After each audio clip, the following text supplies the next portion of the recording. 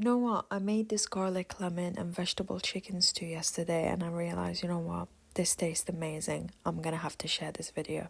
So start off by adding some ghee in your pan. Once it's hot, add your onions followed by your garlic and some cinnamon stick, and then dice your chicken. You can use any chicken you like. I've got here some breast, and then add some aroma and then black pepper. Mix everything. Once the chicken start to get some color, add your cardamom, your cinnamon, your coriander, and tiny bit of cumin, and mix everything with garlic powder and paprika. Now this recipe is going to be on my website. I decided to put it on my website. You know what? It's that good.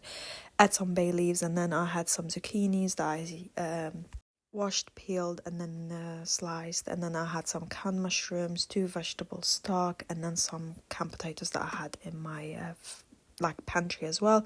Added some water just to cover the top, and then cooked it for a good half an hour. After half an hour, I started doing the rice. I've got here some vermicelli noodles with some oil, salt, and some basmati rice that I've washed.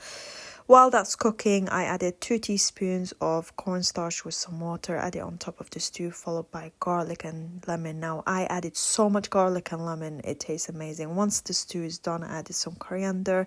The rice was done, and I'm telling you, it's amazing. You must try it.